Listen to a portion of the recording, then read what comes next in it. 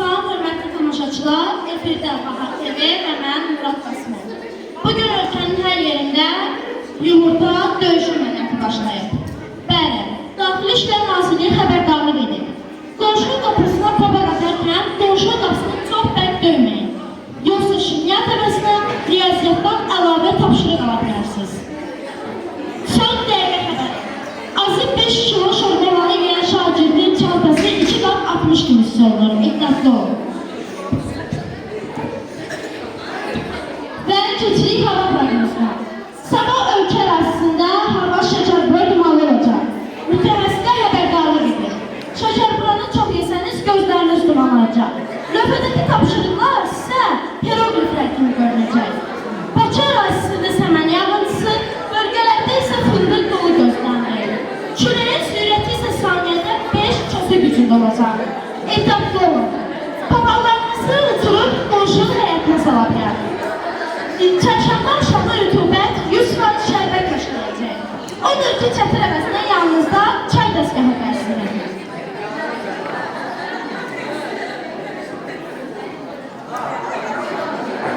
Reklamları sözlə getirir. Bizmisiniz? Qızın qabağını sindirə bilmirsiniz? Ağzını şəkərburadan yolur. O zaman bizim yeni smart fındık sındıran aparatımızı alır.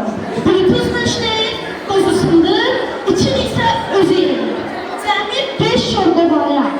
Tələsin, kampanya bayram süfrəsi bitənə kimidir. Baharın dadı, qızın çat-çatı.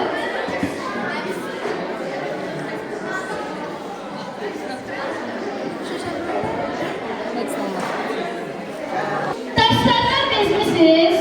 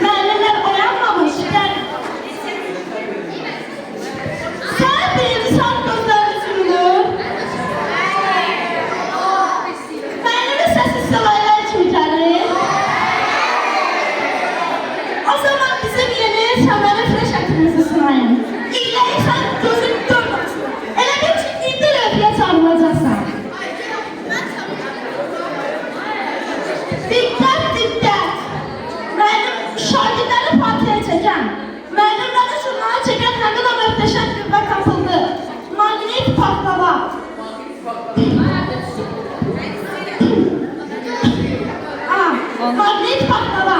Onun qatları arasındaki cazibe qüvvəsi o qədər güclüdür ki, yerin gravitasiyasından da daha güclüdür. Newton beni burada da görsəydi, almanın tüvaya patlama haqqında qanun yazar. Tüy bu yumurta. Şagirdlər, yumurta döyüşündən çok uzuyorsunuz. Yumurtanın satır eksi mərif edilir. O zaman bizim yeni yumurta xüsusi zərbə qüvvəsi lazımlanır. Newton babanın qanununa görə siz vurmursunuz. O özü rəqini tapır. Üstəlik də onun içindəki sarfı o qədər enerjidir ki, və həyatda düşündüz 10 döqmə vura bilərsiniz. Qiyməti sadəcə bir gülümsəmə.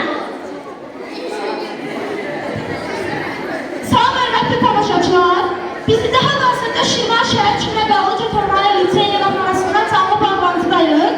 Yanımızda 2 şübhəli şəxs var. Biri satqalsız, biri keçər. Vallahi ay muxbir bala.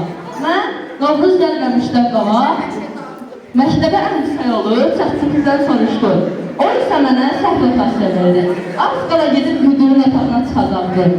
Ancaq mən gələrkən heybəndə hamıya 2 almama sığortası gətirmişəm.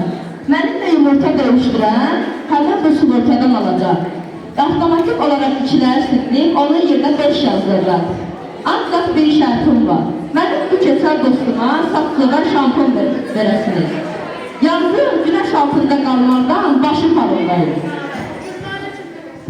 Sən Allah bu qurbanı mənə yaxın gətirmə. Başımın işıq aşlanıb kamerayı yandırar. Mənə səsiz olan şampon yox. Necə olmasa fotoşopda